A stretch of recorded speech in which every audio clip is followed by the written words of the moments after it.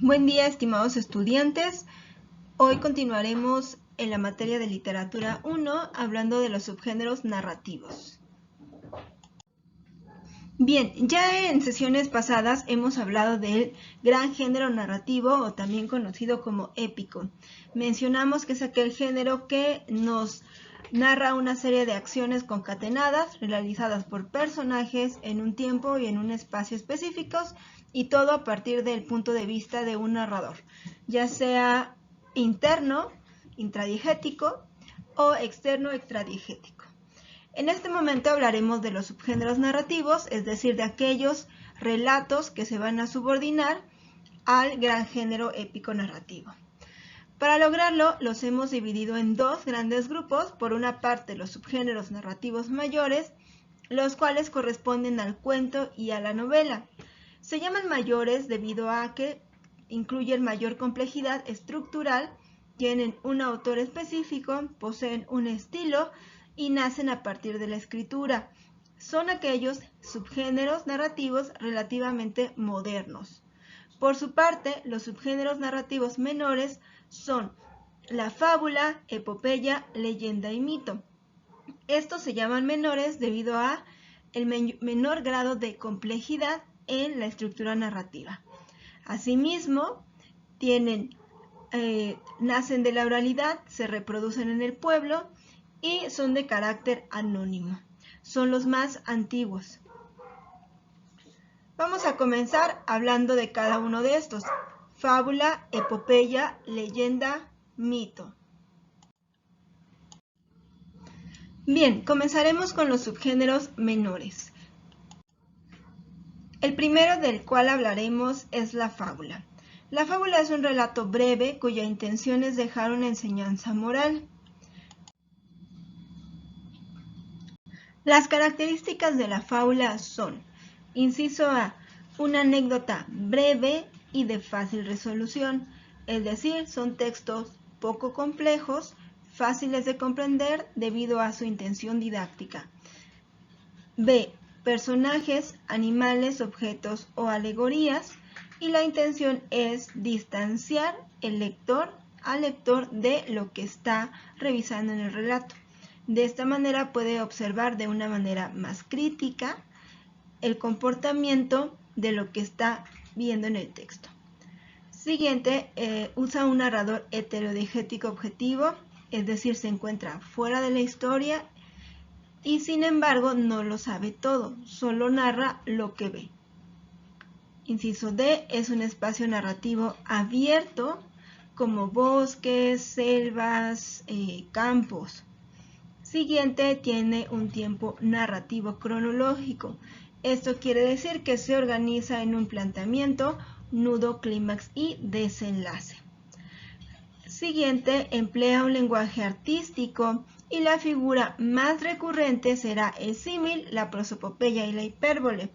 El símil porque hace una comparación entre las conductas de las personas con los animales. Prosopopeya debido a la personificación de los animales a partir de la palabra o de conductas humanas. Y la hipérbole es la exageración del sentido. Y por último, la intención de la fábula siempre será didáctica a través de una moraleja.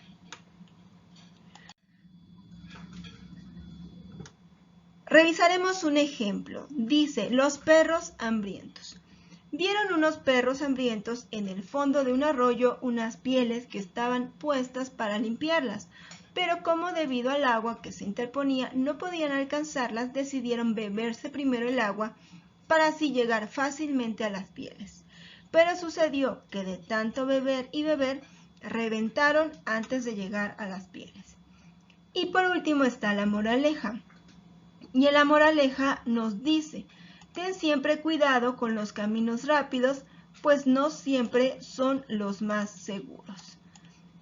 Una fábula usualmente va a incluir una moraleja, puede estar de manera explícita, como en este caso, o puede estar de manera implícita, no ser tan evidente, pero siempre va a ser esa intención de carácter didáctico. Siguiente. Ahora, referente a las anécdotas o la anécdota, podemos observar que la anécdota es breve y de fácil resolución, es decir, unos perros que quieren cruzar hacia el otro lado y para lograrlo beben del agua.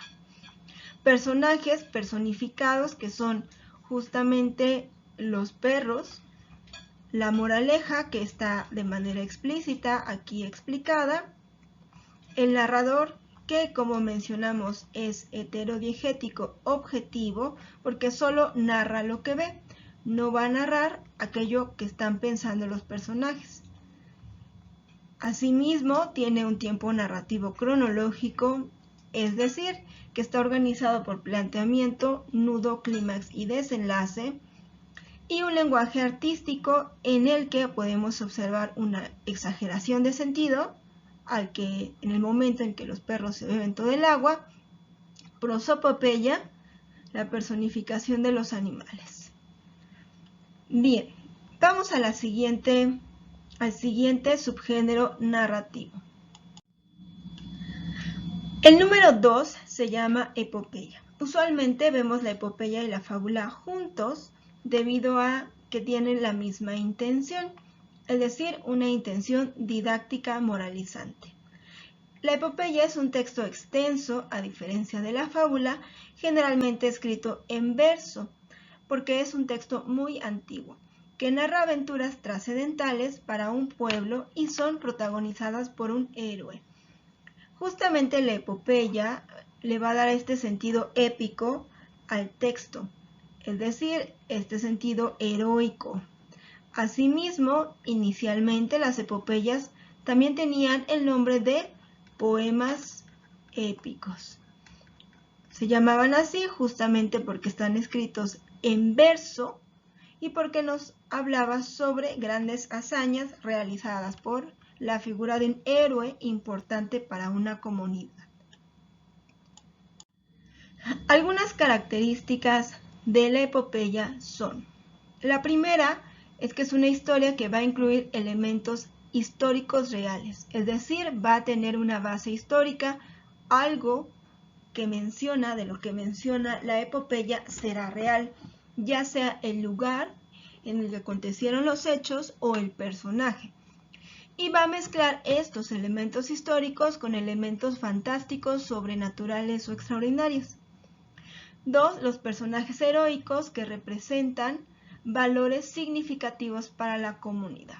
Es decir, el héroe va a funcionar como un estereotipo o un modelo que va a ser como un impulso de una sociedad para imitarlo. Por eso decía al principio que las fábulas y las epopeyas se parecen en cuanto a que su intención es la misma, transmitir valores.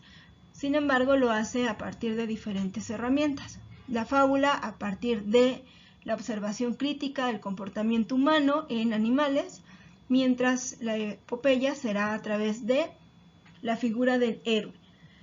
3. Usa figuras retóricas tales como el epíteto. El epíteto va a ser entendido como una figura que va a hablar sobre aquellos elementos importantes o sobresalientes en un personaje heroico. Por ejemplo, es como un sobrenombre. El personaje principal de la Ilíada, que se llama Aquiles, su epíteto era Aquiles, el de los pies ligeros, es decir, que era un personaje muy hábil en la batalla. O Héctor, que es otro personaje de la Ilíada, cuyo epíteto es Héctor, domador de caballos, entendiendo que es bueno justamente cabalgando y en el campo de batalla. Estos epítetos son importantes debido a que muestran cualidades heroicas, sobresalientes y deseables en los personajes y que, como mencionamos, van a ser transmitidos hacia una comunidad. Asimismo, la hipérbole, que es esta exageración de sentido que podemos observar en los mitos y en las epopeyas también. Otra característica es que tiene su inicio en in media res. ¿Qué quiere decir in media res? Lo hemos visto, es decir, inician los hechos por la mitad, cuando el conflicto ya está muy avanzado. Esto quiere decir que no comienza por el planteamiento, sino va a comenzar por el nudo para posteriormente avanzar hacia el clímax. Esto va a generar que la intriga sea más interesante. Esto se debe a que la mayoría de las epopeyas son muy antiguas y los mitos en torno a dichas epopeyas y personajes iban a complementar las historias. La siguiente característica se refiere a los espacios narrativos abiertos en su totalidad, campo de batalla, palacios, entre otros. Un narrador heterodigético omnisciente, aquí, a diferencia de la fábula, sí lo va a saber todo, ¿no? Recordemos que un narrador omnisciente es aquel que se encuentra fuera de la historia, no lo protagoniza, y además que puede observar el pasado, puede saber lo que va a suceder y puede saber lo que sus personajes sienten o piensan o la manera en la que actuarán. La siguiente característica se refiere a los temas. En su mayoría, las epopeyas hablan de dos temas: el tema bélico, como en la Ilíada, y el tema del viaje, como en la Odisea. Y por último, la intención. Recordemos que hemos mencionado que la intención de la epopeya, así como de la fábula, será didáctica, es decir, dejar una enseñanza a la comunidad, una enseñanza, una serie de valores considerados importantes y considerados valiosos y considerados dignos de una sociedad. A lo largo de la historia literaria existen muchas epopeyas consideradas famosas. Tenemos las epopeyas orientales que no están en esta diapositiva, como el Mahabharata de la India, el Ramayana de la India y el Gilgamesh, que es de la cultura en Mesopotamia.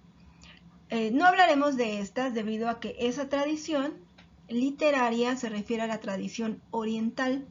Nosotros somos herederos de la tradición occidental de la literatura, debido a que nuestro idioma, el español, proviene de una civilización occidental que es Roma. Es decir, nuestro español proviene de una lengua llamada latín, que después se ha contaminado y se ha convertido en una lengua romance, el español. Ahora, la más antigua, vamos a tener la fecha de la Ilíada, que es de Homero, del siglo VIII antes de Cristo. Es la epopeya más antigua, cuyo tema es la caída de Troya. Es un tema bélico en el cual trata sobre los últimos días de la batalla de Troya y cómo es derrotada esta civilización que en su momento fue muy importante en Grecia. La siguiente se llama la Odisea, que se considera la segunda parte de la Ilíada, que fue escrita o se le adjudica al mismo autor Homero, y esta tiene como tema principal el tema del viaje, es decir, una vez que uno de los personajes principales, llamado Odiseo para la tradición griega o Ulises para la tradición romana, va a viajar desde justamente Troya, una vez que ha sido vencida, hacia su tierra natal llamada Ítaca. En este viaje, que en apariencia le lleva 3 meses, le va a llevar 10 años realizarlo, ¿no?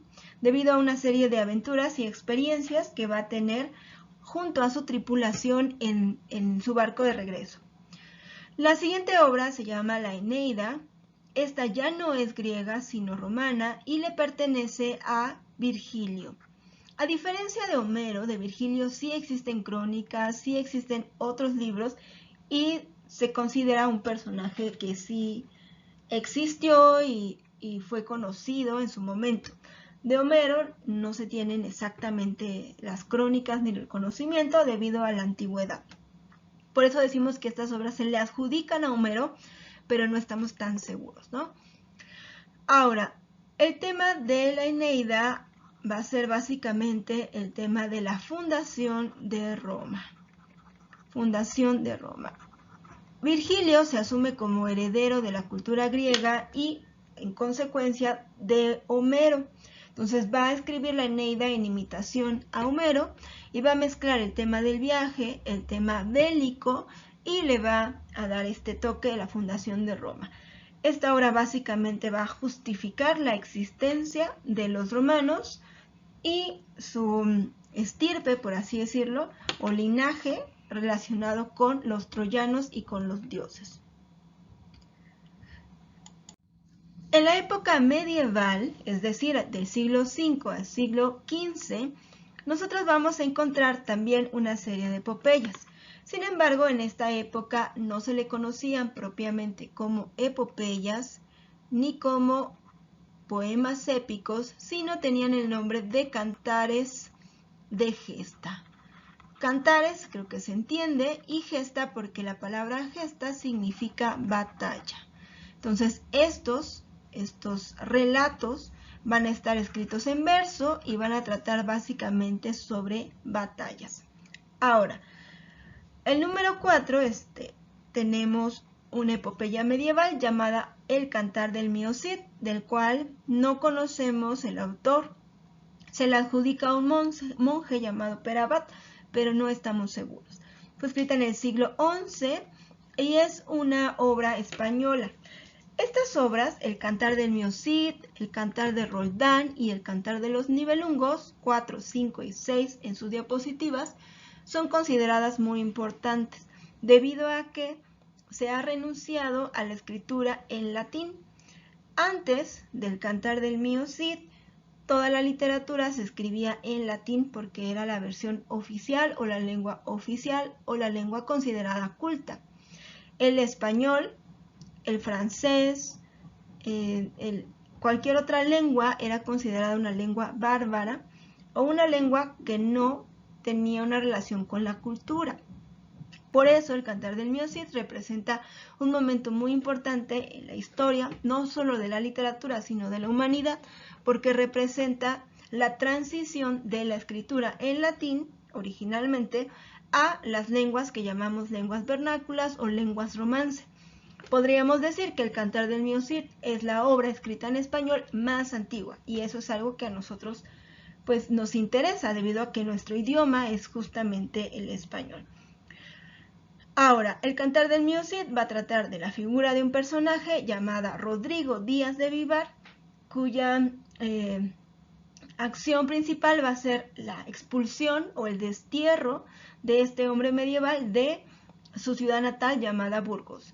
El rey Fernando, lo ha despojado de todos sus bienes y de su honor debido a una cuestión que le contaron. Rodrigo Díaz de Vivar va a recuperar o va a intentar recuperar el honor a través de una serie de batallas y de riquezas que va a ganar para dárselas al rey. Entonces, básicamente el tema del Mío Cid es la pérdida y la recuperación del honor, debido a que la figura principal es un caballero y para los caballeros medievales el honor era lo más importante. Por su parte, el Cantar de Roldán es un cantar francés, en un francés antiguo llamado provenzal, que va a tratar de un personaje principal que se va a llamar Carlomagno, no Roldán, cuya acción principal va a ser la venganza, va a vengar a su amigo Roldán de la muerte a la que fue sometido debido a la invasión musulmana. ¿Por qué es importante mencionarlo? Porque este tema es de carácter religioso. Es decir, en la época medieval, si ustedes recordarán, predominaba el ambiente religioso, ¿cierto? Es decir, el religioso monoteísta, todo en función al cristianismo. Justamente los personajes antagónicos de la obra El Cantar de Roldán serán los musulmanes, es decir, una serie de personajes que profesan una religión diferente a los cristianos franceses de la época medieval. Y eso está muy relacionado con las cruzadas, ¿no? Con las cruzadas que fueron estas guerras para recuperar Tierra Santa durante la época medieval. El siguiente se llama El Cantar de los Nibelungos, también es una obra anónima, es una obra germana y trata básicamente sobre un tesoro llamado el Tesoro de los Nibelungos y cómo el personaje principal, Sigfrido, va a lograr obtener dicho tesoro. Esta es una obra que tiene muchas versiones debido a que es muy antigua también. y fue escrita en un germano antiguo, que no es exactamente el alemán actual. A diferencia de las otras dos, de la 4 y la 5, esta es un poco más fantástica. 7. La Divina Comedia. La Divina Comedia va a representar el fin de las epopeyas en la historia literaria y va a ser escrita por Dante Alighieri, el cual va a tratar también de un viaje, pero a diferencia de la Eneida o de la Odisea, va a ser un viaje espiritual, es decir, un viaje de introspección hacia el comportamiento humano. Esta obra es muy importante, es el paradigma o el parteaguas o el referente cultural que va a transitar de la Edad Media, es decir, del fin de la Edad Media del siglo XV, hacia el Renacimiento. Es importante debido a que la mayor parte de nuestra concepción relacionada con el infierno y la divinidad proviene justamente del pensamiento de Dante Alighieri.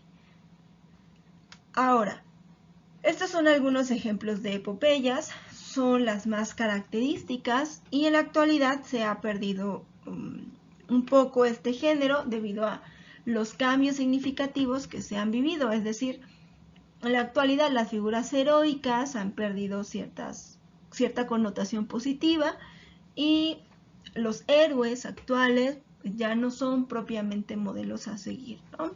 O ya no tienen esta connotación de ser, de tener honor, de ser extraordinarios, de ser modelos.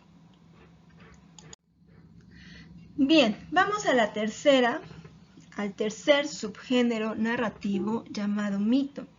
El mito y la epopeya se relacionan un poco. Como les mencioné al principio, al menos las epopeyas griegas, la Ilíada, la Odisea, la Eneida, que comienzan en in media res, sucede de este modo ya que los mitos griegos y los mitos romanos iban a complementar la historia. Porque debido a que el mito está relacionado con un sistema religioso. Es decir, para los griegos, los mitos eran aquellos relatos que sustentaban su creencia en la divinidad o divinidades. Ahora, este subgénero narrativo es común en todas las civilizaciones primigenias, los aztecas, los mayas, los sirios, los griegos, debido a que tienen como intención principal explicarnos un fenómeno natural que estas civilizaciones no podían explicarse debido a que carecían del pensamiento y el método científico, ¿no? Recordemos que la ciencia pues va a tener un gran auge después del Renacimiento y en la Ilustración se va a consolidar, ¿no? Como el método para interpretar el mundo. Sin embargo, durante muchos siglos, las religiones iban a sustentar esta interpretación del mundo. ¿Qué va a caracterizar al mito? En principio son relatos breves, igual que los de las fábulas y que las leyendas, y de carácter anónimo, es decir, no sabemos quiénes escribieron los mitos, porque son en su mayoría de transmisión oral. Están situados fuera del tiempo histórico, no es como la epopeya que sí tiene una base histórica o como la leyenda que tiene una base histórica. Tiene personajes extraordinarios, criaturas, dioses y semidioses, un tiempo cronológico, es decir, comenzando por el planteamiento, nudo, clímax y desenlace, y en ocasiones es un tiempo episódico, nada más te relata una parte del mito, no todo el antecedente. Usa espacios abiertos y un narrador omnisciente, a diferencia, por ejemplo, de la fábula, que va a utilizar un narrador objetivo. Una trama poco compleja, pero a pesar de esa poca complejidad, pues nos va a intentar explicar un fenómeno natural. Recuerden que hasta ahorita hemos mencionado la intención del texto literario, que no es simple y llanamente entretenernos o hacernos pasar un momento divertido, no, sino que van a tener intenciones muy delimitadas, porque durante muchos siglos, y me atrevería a decir que en la actualidad, todavía el texto literario nos sirve para explicarnos o intentar explicarnos el mundo. Por eso el mito tiene esta intención, explicar un fenómeno natural que estas civilizaciones pues no podían explicarse, ¿no? Tales como las estaciones del año. Actualmente ya sabemos que esas estaciones son por el movimiento de traslación. Sin embargo, ellos desconocían este método, este pensamiento científico, y ellos creían que era debido al rapto de Perséfone, la hija de Demeter. Por su parte, y por último, va a emplear la hipérbole y el epíteto. La hipérbole como figura retórica que va a exagerar las cualidades o que va a exagerar las situaciones, y el epíteto como en la epopeya, que nos va a hablar de cualidades y o características de los personajes, ¿no? Por ejemplo, los dioses griegos van a tener epítetos como Apolo, que es el dios de la música, como Apolo, por ejemplo, el dios de el que le llamaban el que flecha de lejos, ¿no? Debido a su puntería. Por último, sobre los mitos, habría que mencionar que hay una división de estos según su intención. Los mitos cosmogónicos nos van a hablar o van a intentar explicarnos el origen del universo, ¿no? Como el mito de la creación, que ya este creacionismo se ha debatido y se ha comprobado que no fue de ese modo, sino más bien es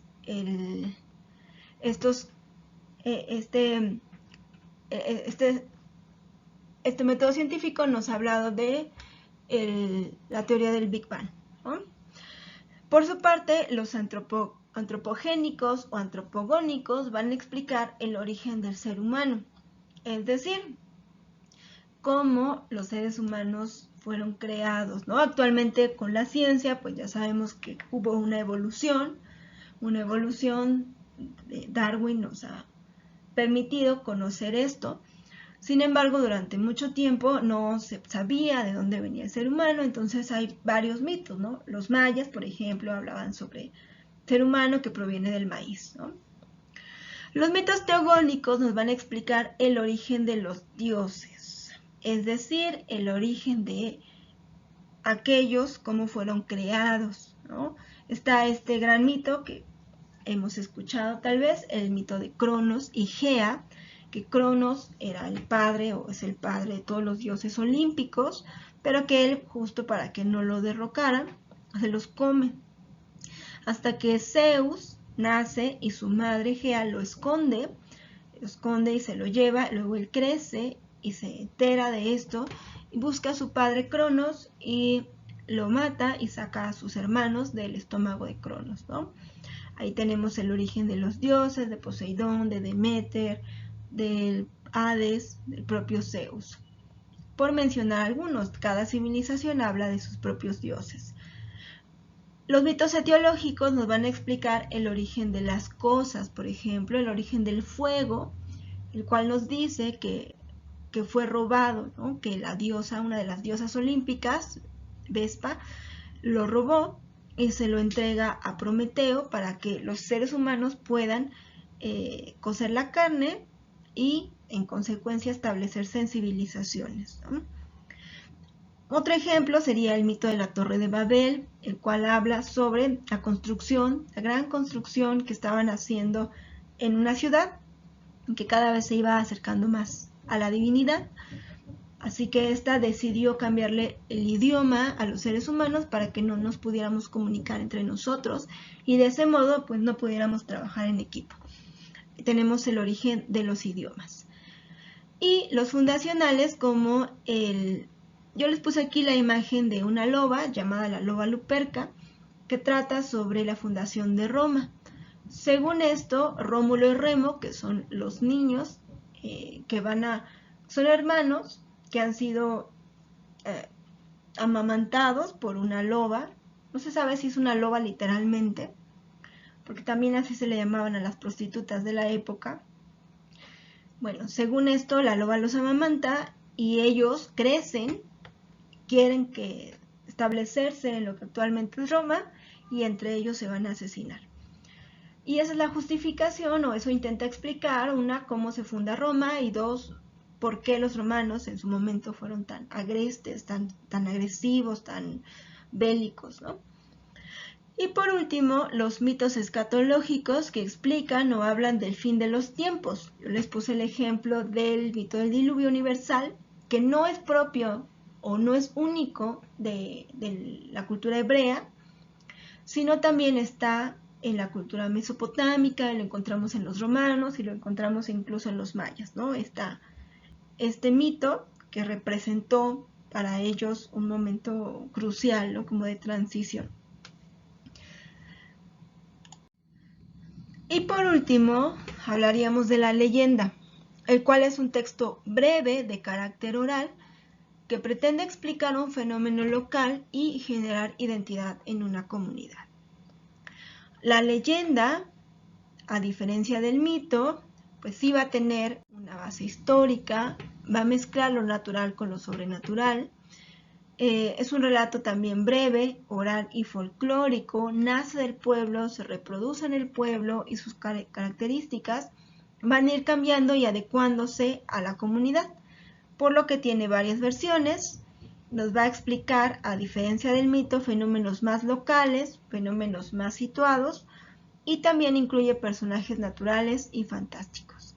Del mismo modo tiene personajes conocidos, personajes locales, un tiempo episódico y cronológico, no va a tener tantas figuras retóricas, usa un lenguaje más coloquial, el mito es un lenguaje más culto, igual que la epopeya un lenguaje más culto, y podríamos mencionar esas como características de la leyenda.